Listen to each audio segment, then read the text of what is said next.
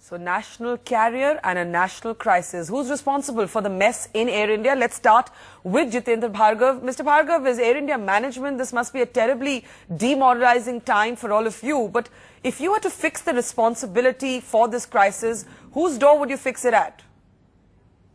You see, if you really want to go back into history and say 20, 30 years kind of a thing, one can always find in any airline's history or any company's history a lot of factors to do it. But the reality is that the last 2 years have been very, very bad for the airline industry worldwide. If only the market had not melted down and we had more people traveling, we would have been making more revenue.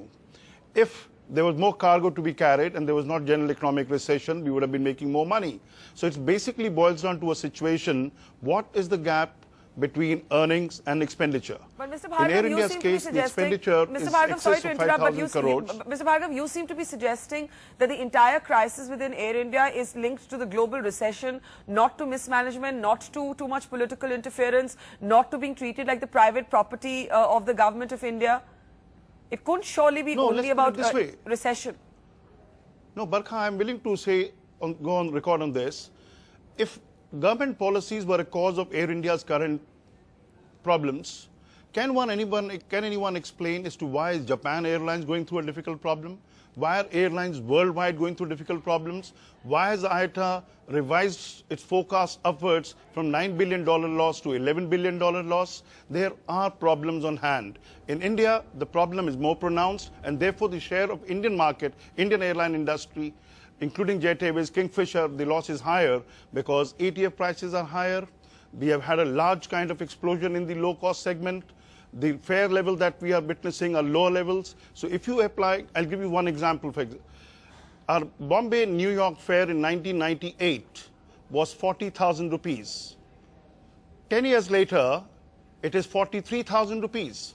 In this interim period, the ATF prices have gone up by 6 times. The cost of landing, takeoff, etc. have gone up. Interest charges have gone up. Every navigation, landing, every conceivable charge has gone up, and so have the emoluments of the employees. Okay, all right, now, when you work in an environment where the fare levels have not gone up to the level at which the costs have gone up, you need to check your costs. Okay, Mr. And because revenue potential, earning. Yeah, I get the point you're making, that you're saying that it's linked to a number of economic factors. Let me take that to Rajiv Pratap Rudy, someone who has been aviation minister as well. Rudy, is that something you agree with? Air India management saying, look, this is a crisis that every airline in the world today is going through.